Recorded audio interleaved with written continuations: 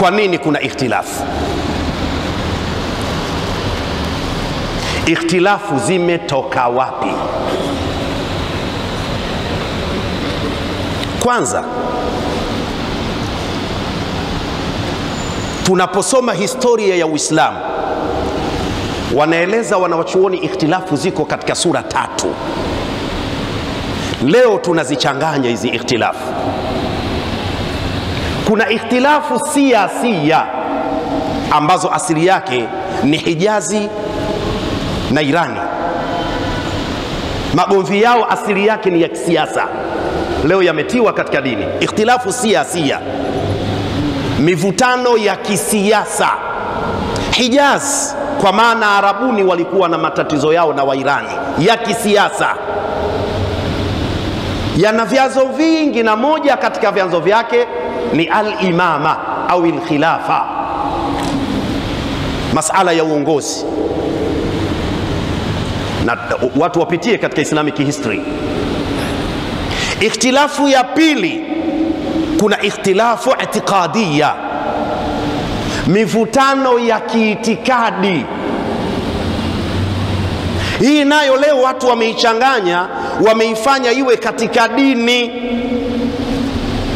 Hata katika historia ya uanzaji wa firqa salafia, usalaf ambao ulianza katika karne ya 4, madhahabu ya usalafu, watu wasifikiri yameanza leo, yameanza karne ya 4 kwa watu kudai wao ni wafuasi wa Imamu Ahmad ibn Hanbal, walijinasibisha kule, ndipo ulipoanza usalafu. Ukawa kama umefifia, ukaamshwa tena katika karne ya 7, kipindi cha mwanawachuoni Ahmad ibn Taymiyyah. Ukawa umefifia, ulikuja kuibuliwa moja kwa moja mambo ya kiitikadi ya historia yake katika karne ya 12 katika kipindi cha Sheikh Muhammad Abdul Wahhabi, na pale ndipo lilipotoka jina la Wahhabi. Wahabia limeanza katika karne ya 12 nisbatan ila al-Wahhabi, kwa maana kama unaposema Shafi'iyya, unaposema Wahhabia, wafuasi wa Sheikh Muhammad Abdul Wahhabi ambaye amefariki mwaka 1787 miladi AD. Leo tunasema 2021, sio? Amefariki mwaka 1787 Sheikh Muhammad Abdul Wahhabi, mwanachuoni wa karne ya 12. Pale ndipo ulipopata nguvu usalafi, na mivutano yao ilikuwa ni katika masala ya kiintikadi. Ukisoma katika Islamic history, inawezekana baraka ikapatikana kwa mtu, unyenyekevu kwa mtu, ndivyo vyanzo vilipoanza hapo mpaka kupata nguvu. Na 3, kuna ikhtilafu madhhabiyya fiqhiyya, mivutano ya kimakundi ya kimadhehebu kisheria.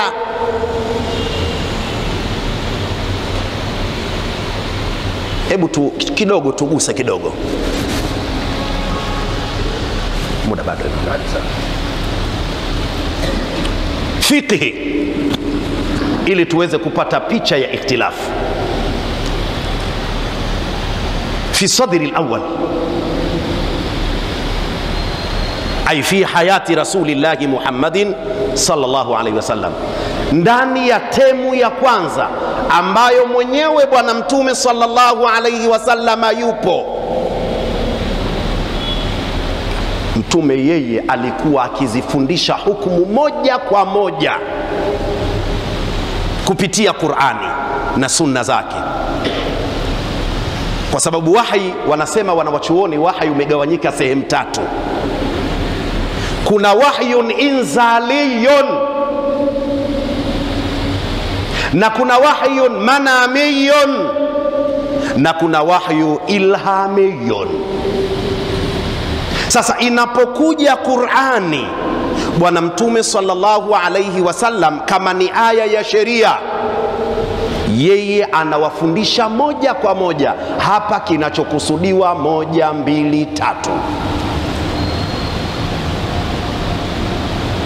Kulikuwa hakuna haja ya kutafuta kitabu cha fiqh.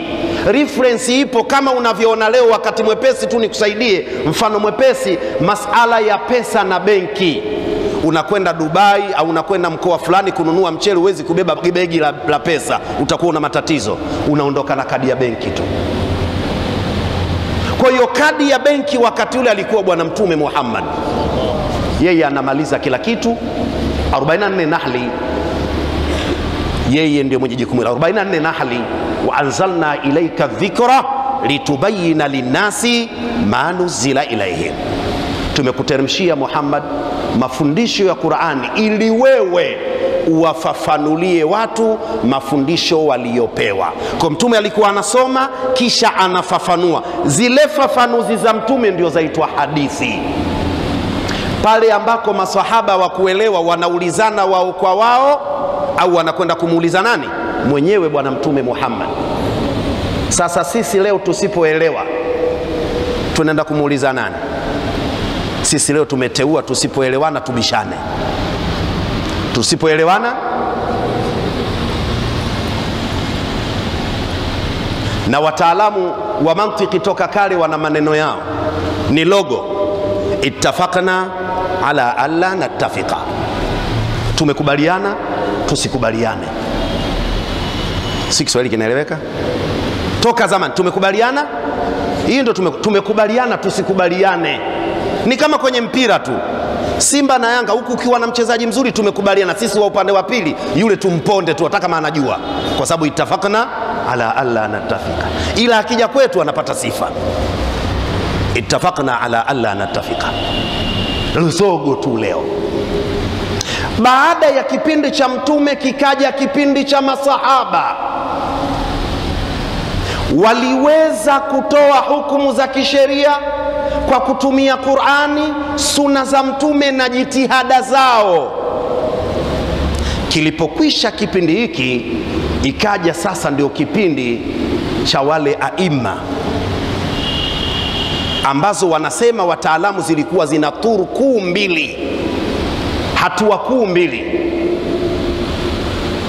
Asri ya kwanza ambayo ilikuwa ina wanawachuoni maarufu kwa mujibu wa maeneo. Kwa mfano Iraki,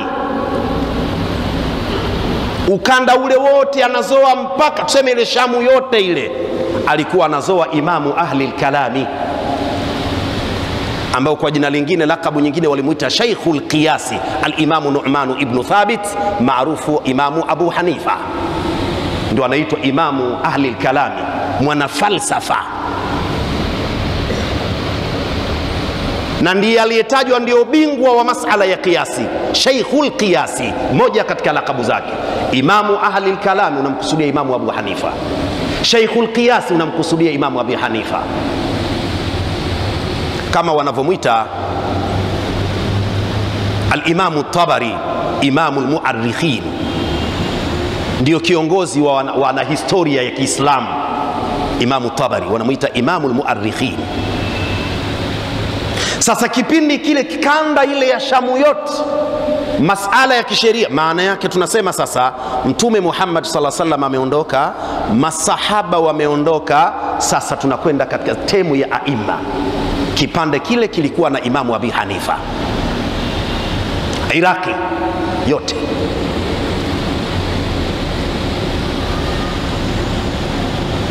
Hijazi huku kulikuwa na Imamu Daril Hijra, Imamu Malik ibn Anas, yeye ndiye alikuwa Hijazi yote kaikamata, na ndio maana unaona kule madhhabu ya Imamu Malik yana nguvu, mpaka ukifika Madina ukienda kuswali utafuata madhhabu ya Imamu Malik. Na ndio ilipotoka kauli wala yufta wa malikun fil Madina. Shamu kulikuwa na al-Imamu al-Auza'i, wakati Masri na kuja ukanda huu wa jirani ya Afrika kulikuwa na Imamu al-Layth ibn Sa'd. Hao ndio wanawachuoni wa kipindi hicho waliokuwa wakiitikisa dunia, na wote walisimika madrasa. Kisha ndipo ikaanzishwa madrasa nyingine, kwa maana chuo kingine kikaanzishwa Irani, ambacho hicho kilikuwa ni production ya Mashia, ni dhidi ya hawa. Na hapo Kuna masala waliweza kuyajibu kwa mujibu ilivyosema Qur'ani waziwazi, ama hadithi na tafsiri zake, lakini kuna masala sasa yanakuja kuibuka. Kila mwana wa chuoni alikuwa anajitahidi kwa kadri ya mafuhumu anayoiona. Ikhtilafu zikaanza hapo za kisheria. Katika riwaya iliyokuja katika Sahihi Muslim, Sunani Abi Daud, katika Musnad ya Imamu Ahmad bin Hanbal, Sunanu Tirmidhi na Nasai, Mtume Muhammad anasema idha hakama alhakimu fajtahada fa asaba falahu ajrani wa idha hakama fajtahada fa akhtaa falahu ajrun. Ala takdiri niyya, idha hakama alhakim, atakapotaka kutatua mzozo jaji wa jambo lolote, akajitahidi kutafuta uamuzi kwenye jambo lile, kisha akapata ikawa ndivyo, anakuwa na malipo ya namna mbili: malipo ya kupatia kwake na malipo ya kujitahidi. Lakini atapotaka kutoa hukumu ya jambo akajitahidi, kwa bahati mbaya akateleza, atapata malipo ya namna moja ya jitihada yake. Hawa walielewa, na ndiyo maana Imamu Malik rahmatullahi alayhi wa radiyallahu anhu alipata kusema, qawli sawabun yahtamilu al-khata'a wa qawlu ghairi khata'un yahtamilu as-sawaba. Alieleza kwa upana mwanachuoni Sheikh Muhammad Abu Zahra. Maelezo haya akayachambua kidogo, na yametoka wapi? Katika kitabu chake alichokiita Tarikhul Madhahib al-Islamiyya. Vijana tunaosoma tuwe wepesi wa kutafuta vitabu, japokuwa kitabu chenyewe lugha zake nazo ndio kama zile. Mzee huyu lugha zake ngumu. Maneno yangu, anasema Imamu Malik, maneno yangu katika fatwa ndiyo sahihi, lakini yawezekana ndani yake kuna makosa, na maneno ya watu wenzangu wanaonipinga mimi, maneno yao sio sahihi, ni makosa, lakini inawezekana ikawa kuna kupatia ndani yake. Wale ndio waliojua dini na walifanya kwa ajili ya dini. Lakini leo tunakufurishana yale niliyotaja mwanzo. Ilipokuja fikra ya salafia, ukiisoma usalaf, wao walikuwa mutashaddidun fil ashiya.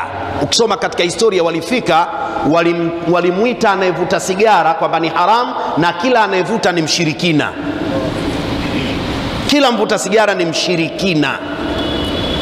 Yani walikuwa mutashaddiduna fi furu'i sharia, sio fi usuli sharia. Msije mkadhani na uzungumzia usalafi, yani nazungumzia tulikotoka huko.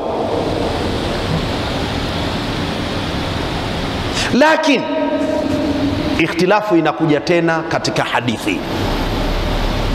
Daktari Muhammad Mustafa Ahmad Shuaib, mwana wa chuoni muhaddith Msaudi huyu, alipokuwa anapinga tashaddud katika masala ya dini, uking'ang'anizi na maguvu, Daktari Muhammad Mustafa Ahmad Shuaib, maelezo haya pia utakwenda kuyapata katika moja ya vitabu vyake, ikiwemo Ar-Rawdatun Nadiyya bi sharhi Manzumati al-Bayquniyya fi mustalah al-hadith.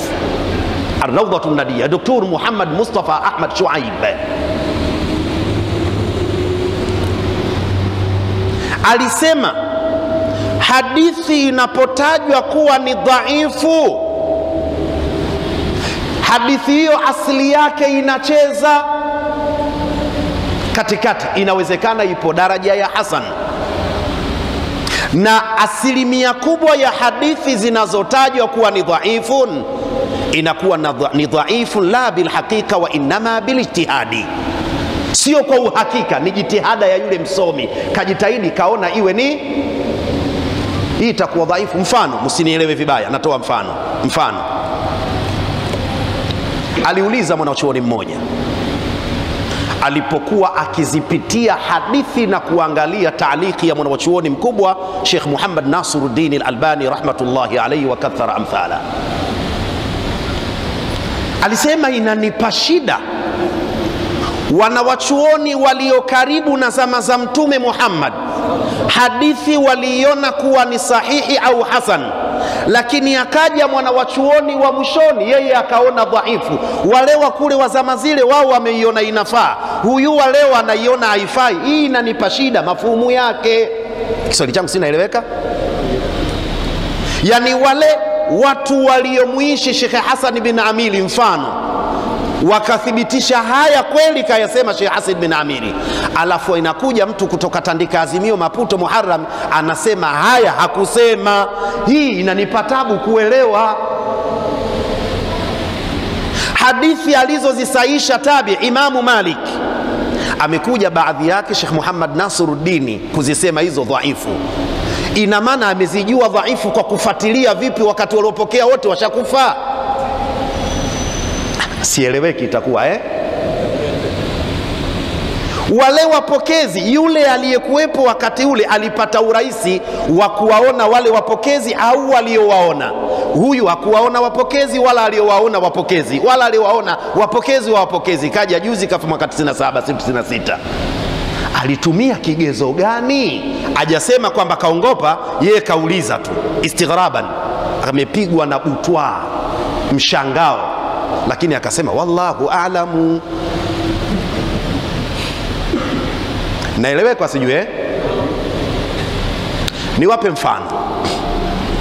Tuna hadithi nakumbuka si juzi ya ngapi, walimu hapa mashekhe zangu watanisaidia. Uko sehemu nyingine imetajwa sana, lakini tuchukulie kwenye kitabu hiki Mabadiul Fiqhiyya, kimoja si juzi ya 3 si ya 4, katika masala ya kusindikiza jeneza. Kuna hadithi imetajwa ambayo imepokea Imamu Abi Daud, japokuwa pale haikuwekewa taalik. La tushayyi'u janaza bisautin wala nar.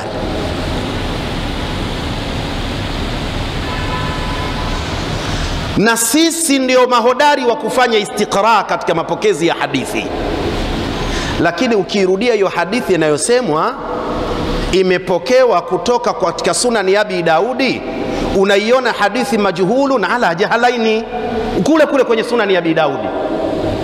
Ruwiya ar-rajulin min ahli al-Madina, jina lake hajulikani. Hadithi yenyewe imepokelewa kutoka kwa mtu fulani katika watu wa Madina. Huyo mtu fulani nani?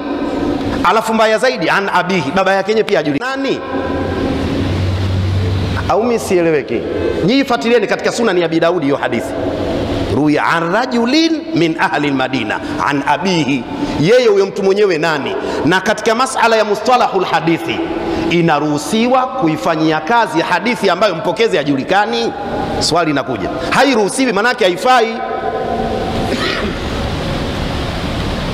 Lakini ndio hadithi inaong'ang'aniwa katika masala tashi'ul janaza. Msiseme la ilaha illa Allah kwa sababu kuna hadithi mtume kakataza. Kapokea nani? Mpokezi yenyewe hajulikani. Ikhtilafu zimekuja huko. Nenda katika Tuhfatul Ahwadhi, sharhi ya Sunani Tirmidhi, katika masala ya kufunika kaburi.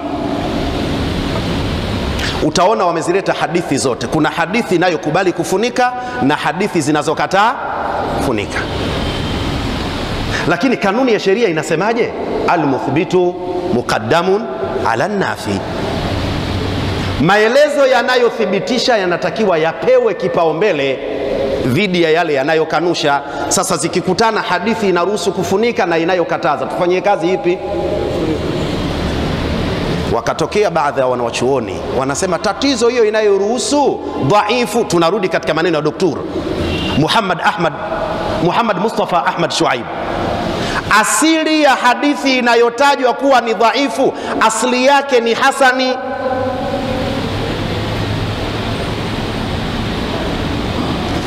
Huu ni mfano tu wa ikhtilafu. Kumbe ikhtilafu zimetoka katika jitihada za wanawachuoni katika kutafuta maana na asli katika Qur'ani. Ndugu tuliohudhuria, kuna baadhi ya matamshi ndani ya Qur'ani yamekuja mujmala, jumla kwa fumbo, hayakufunguliwa. Mfano aya niliyoisoma mwanzo, walmutallaqatu yatarabbasna bianfusihinna thalathata qurui. Hii neno qurui Qur'ani imeliacha katika jitihada za mwanachuoni, na ndiyo maana ukaona wanachuoni wamehitilafiana. Wengine wakasema qurui ni hedhi, wengine wakasema qurui ni nini? Ni tahara. Ama ukichukua hadithi ile ambayo ya yule mwanadada aliyekwenda kumuuliza Mtume, alimwambia uturuki salata ayyama aqraiki, wakasema hii ndio tafsiri. Hii sio bayani. Na hapo kuna maelezo kadhaa. Au hadithi iliyokuwepo katika Dari Qutni inayosema lilamati haidhatani, wala sio bayani. Na ndiyo maana pia wakaja baadhi ya wanachuoni wakasema innahu lam yasihu aslan, akiwemo Imamu Shafi'i. Haimo kabisa, sio dhaifu, haimo kabisa, kaikataa. Ni masala mapana katika sheria.